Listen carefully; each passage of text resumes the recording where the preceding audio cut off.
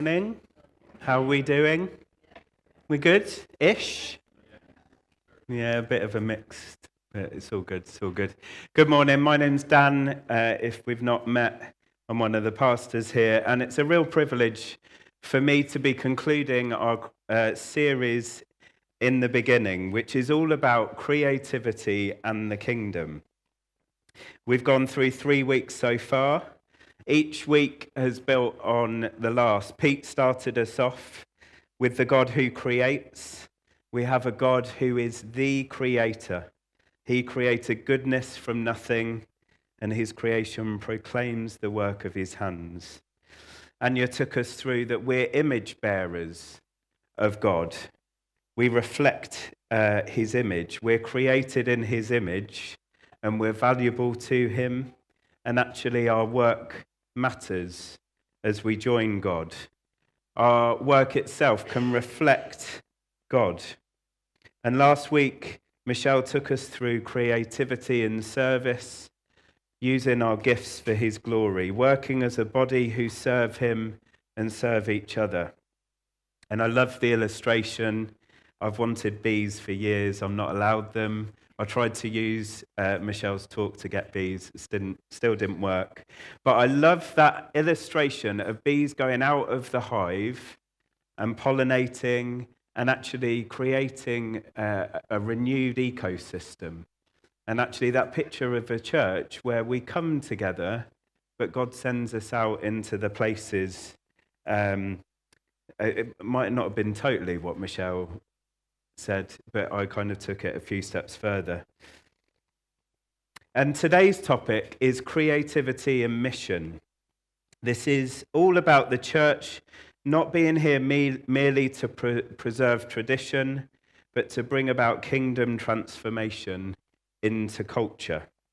It's about the renewal of everything. God wants to renew everything back to him. Creativity becomes a mission where believers are using our gifts to reveal God's truth, beauty, and love. And we're joining him in restoring and renewing things back to what they should look like.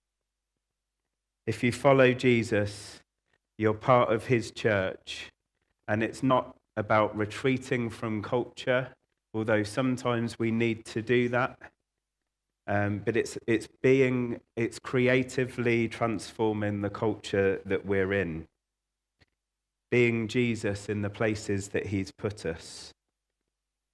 And one thing I'd like us to remember today, and I think it speaks into what Pete was sharing earlier. There's a slide. Is actually God's being. It starts with who he is. If you don't know where to start this morning, start with him. Look to Jesus. And actually his doing came out of his being, who he is, his character. What he does reflects who he is. And as we're looking to be creative, if we're looking to be more ourselves, actually our being comes from that. We're the image of God. And what happens with our being, our doing overflows from that. It reflects who we are. So a trail through the whole series is start with him. There's another slide. God is an example of this. God is the creator. And as the creator, he created the heavens and the earth. He created us and said it was very good. So when we look at creation, we see our creator. And that overflows into us as his image bearers. We can reflect him. And specifically for today, that overflows into our serving on mission, what we do. So if you're going to take one thing from today, I hope you take more than one thing. Start with that. If we do it the other way round, we're doing things in our strength, in our brokenness. But actually we can start with God and seek his renewal. And I think that's pretty cool. It's quite basic, but I think that's biblical as we seek to look to him. And Michelle covered part of this last week. As God's image bearers, we're to serve Jesus, the servant king. And I'm going to continue with how this works out in our doing as part of God's mission. Maybe just another reminder, Pete started the series. God is our creator. He is the one who created us. But of course, brokenness and sin came into the world. Adam and Eve chose to live life their own way. They chose to be their own king and queen of their life. And actually, the kingdom story, God's kingdom story, is about bringing things back to him. Bringing things back to the way that they should look like. Mending the broken things. And that's why we talk about the renewal of all things, because he's renewing them back to how they should be. When we trust in him, of course, there's loads of inner work for us to do. But when you say yes to Jesus, we're using our image of him, and it's being renewed back to our true selves. We're becoming creators ourselves. Renewed creators that look at the world differently. Kingdom creators that are not constrained by our own rational selves, but we look to the kingdom and the possibilities that God can do. And we have the ability to influence those around us. We have the ability to influence and shape the culture around us, even in the hardest places. In education, in business, in government, community, in family, in justice, and so on and so on. So we're going to start with what is mission. Actually, it was about a year ago that Nick Sutton, who oversees missions in Vineyard Churches UK and Ireland, came to speak. And he spoke on Acts 1:8, which says this: "But you will receive power when the Holy Spirit has come upon you, and you will be my witnesses in Jerusalem, in all Judea and Samaria, and to the ends of the earth." Actually, when Nick came, we asked him to speak about international missions to the ends of the earth. How do we play our part in this? But he didn't. He talked about, actually, we're on mission here ourselves, first of all, where God has put you. Jerusalem is where you are at now. In Judea and Samaria, in the region, and to the ends of the earth is everywhere on earth. Jerusalem can look like people who look like us. Judea and the surrounding region, Northamptonshire, the Midlands. Samaria, people who maybe don't look like us. We're blessed to have a multicultural town where actually there's loads of opportunity for mission. And to the ends of the earth, how we play our part. If you're in the lounge, you can see all of the nations' flags hung up on the ceiling. Our mission is to the ends of the earth. That's what God calls us to. But one point I'd like to add into that is, especially in the light of creativity, is God doesn't change. He's the same yesterday, today, and forever. But our culture does change. Our culture is changing. Some would say it's changing at a faster rate. And our creativity, I think, really comes into that. How can we take the same faithful God into the culture that we're in around us? And I think that's what creativity and mission looks like. And we're so blessed with lots of cultures on our doorstep. We're blessed with lots of cultures in this room. Each of us, no matter what our heritage, are a people who witness naturally to the people around us. Some of those people can be of the same culture as us, some may be different, and some are even on our doorstep. We're blessed to have such a diverse and multicultural town and nation. And I think that can lead us to think, well, how can we creatively take the gospel to those that are on our doorstep, that are in this town? And of course, we are looking to play our part in international missions through partnerships with Uganda, with Ukraine, and other missions that we're involved in. And Jesus showed creativity, didn't he? He met people where they were, and he knew how to get alongside them, that they may be seen and heard. He's done the same with each of us. So how can we creatively go on mission to bring Jesus? We often talk about or Christians being creative agents of renewal. It's easy to think small. We're going to come on to that a bit later. But actually, I think there's an invitation for each of us to take a step back and look at the people around us.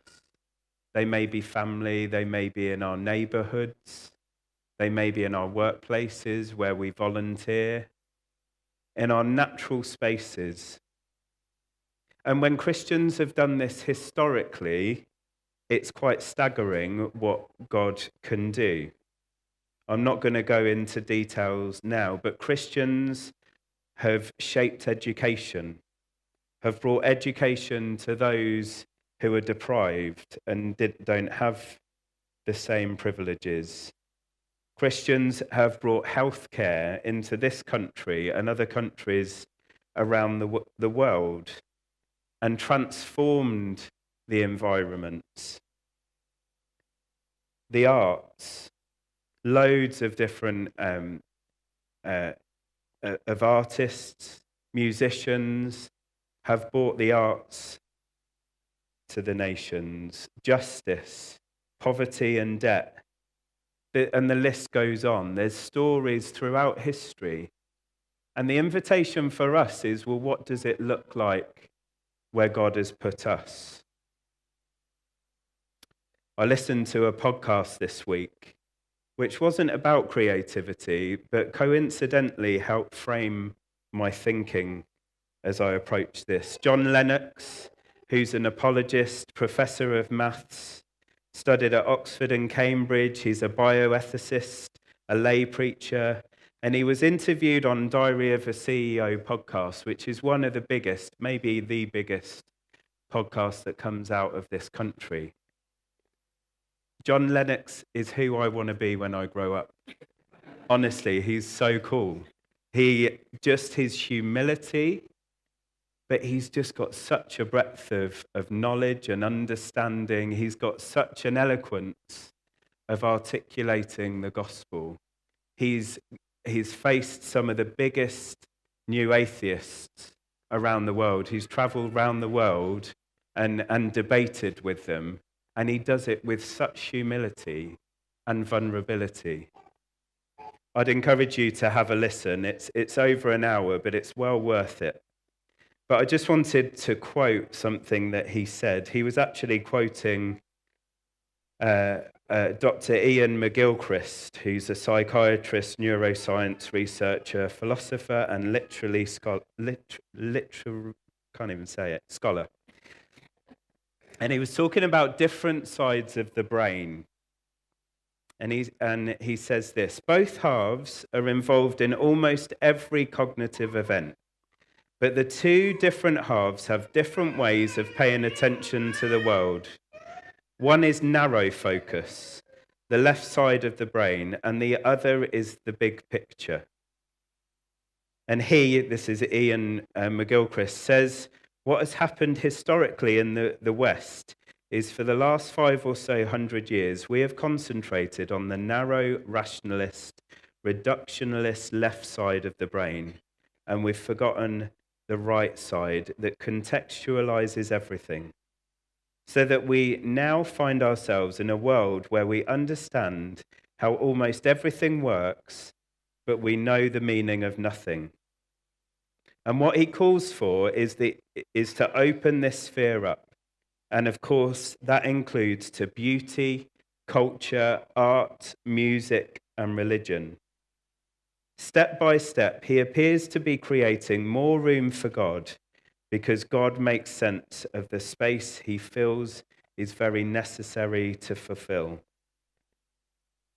And John Lennox says, and I find this absolutely fascinating, and you probably noticed it too, the number of intellectuals who are step by step taking the Christian faith more seriously as giving a rational account of what's going on that makes very big sense of the big picture. What he's getting at is that we can have a really narrow, rationalist view of the things in front of us. But creativity, the other side of our brain, opens up a world of possibilities. And with technology, with AI, he talks about AI in the podcast, we're getting more and more reliant on a narrow view of things. We're getting more and more reliant on being told what to think and behave. But we've got this other side of the brain. God's created both sides, which is more creative, and it's more big picture as well. We talk about the story of the kingdom, and the story of the kingdom opens up our minds to possibilities we never even thought of or dreamed of.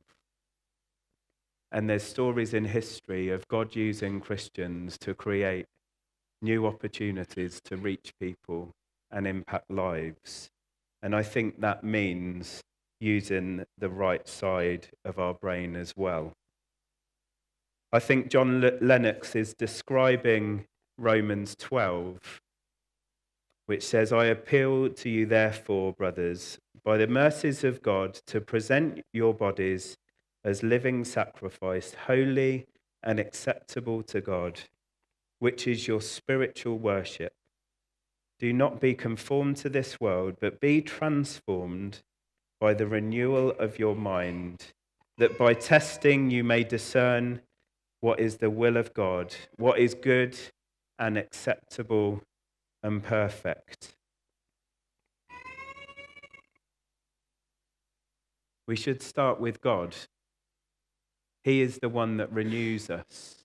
He renews our minds to use it in his kingdom. And that brings a world of possibilities far beyond our rational selves.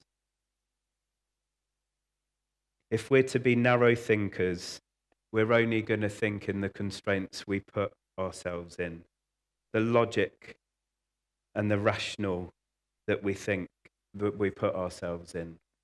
John Lennox is a professor of mathematics.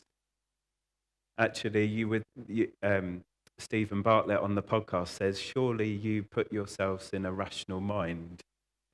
And he says, well, yes, I do, but I also believe there's more. And the more proves more and more to me that God is present and he can do far more.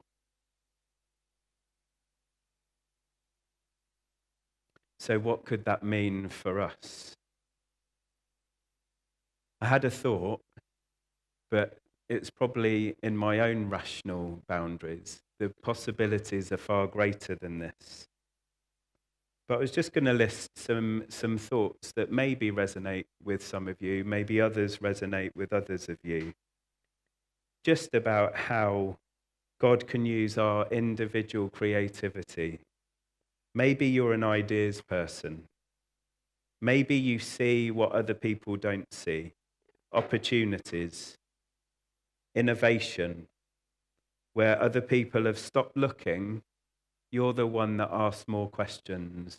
You're the one that is more curious to know what the opportunities are, far beyond the reasoning that other people say. Maybe these are ideas that are not accepting the injustices of the world. Maybe it's ideas that bring beauty. Maybe it's ideas that bring people together. Maybe you're a problem solver. When problems come our way, you're the one that steps back and looks at all of the realms of possibility and then solves the problem.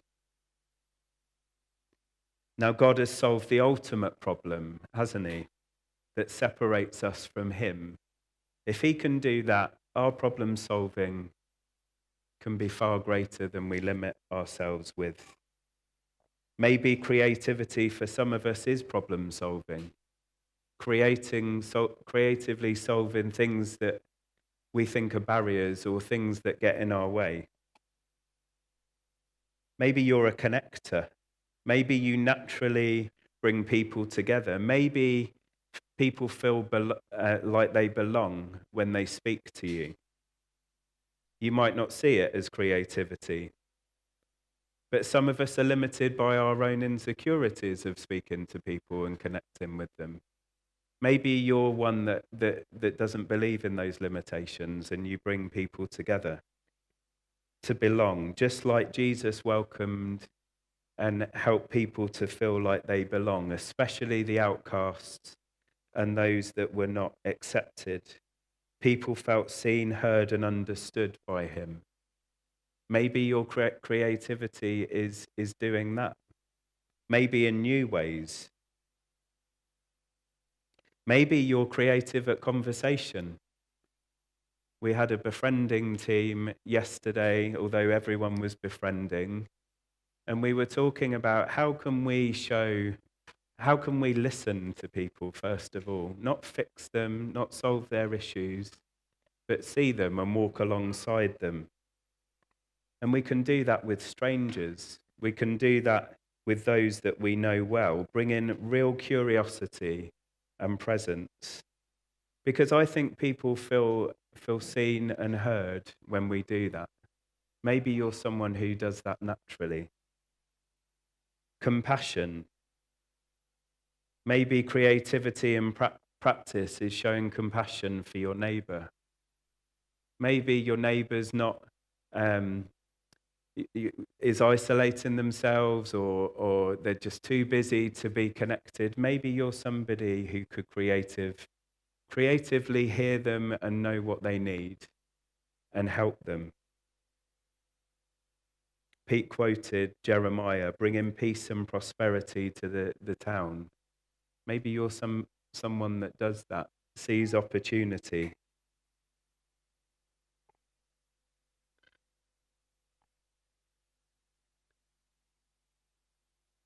With all these things, maybe you're about ideas, maybe you've got the gift of service, and you see those ideas, people, and you join in. Maybe you're a connector that can join in with some things and bring people into it. And maybe you're someone who naturally helps people be seen and heard. Maybe you're an innovator, maybe for others you're the finishers. And it's the body working together, as Michelle talked about last week. As I said last week, I was struck by the analogy of the beehive. How is God sending us out creatively to bring the kingdom into new places? And I believe that as a church, we are going into this new season. Things will look different for us, whether we stay here or whether we move to another location. But actually, our roots are grounded in him, and that will give us creativity to follow him, even to the places we didn't think were possible. And I think part of those roots that God has laid down for us is to be a church that is creative, that works together, that brings new ideas, and we all play our part. So as we conclude this series together, I was challenged to be creative. Um, I was saying to Pete, towards the start of the week, I probably spent too much time on this rather than the actual talk.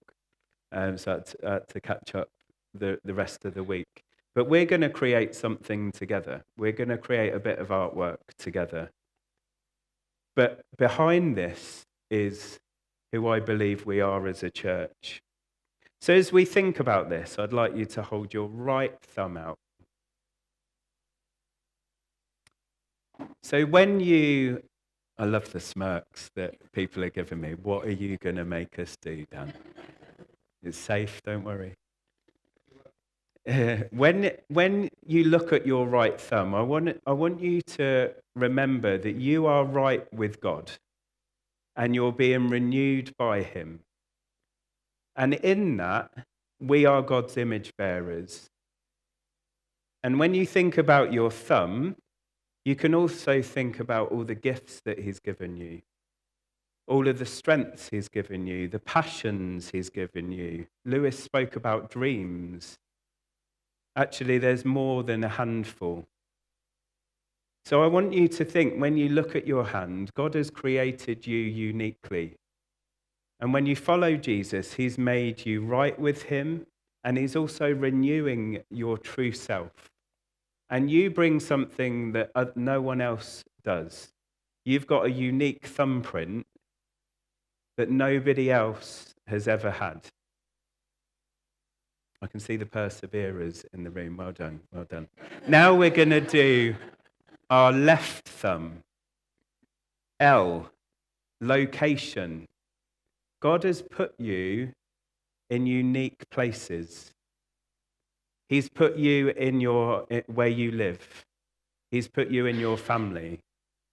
He's put you in your friend groups, in the places that you work. Again, there's more than 5 of them. So I would challenge you this morning to think, who has God made me to be?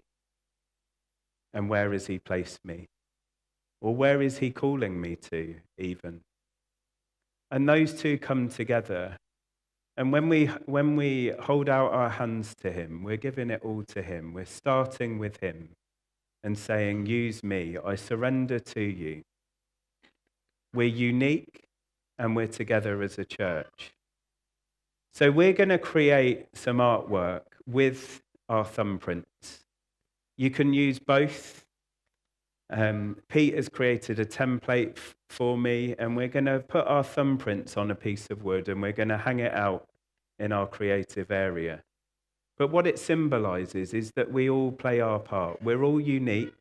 We all have our gifts.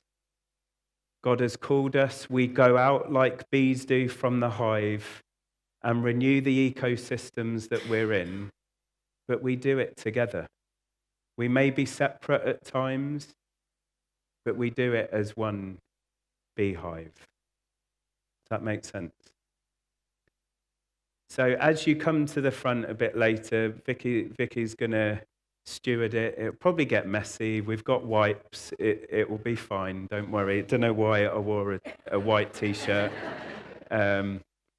But we're all going to put our thumbprints. It's going to spell Love NN because we love Northampton. We love where God has put us. Of course, it's to the ends of the earth as well. But we're going to do that as a collective. So before that, if you are able to, please stand.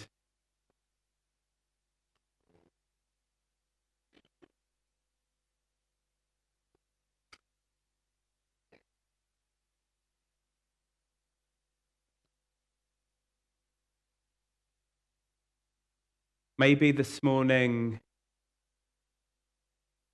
you feel very much in that narrow left-handed side of your brain. Maybe this morning is about trusting God with all of these things. Trusting God with yourselves, being vulnerable to him. Maybe it just seems impossible to think beyond our own rational thoughts this morning. Maybe this is a time just to hold out your hands or close your eyes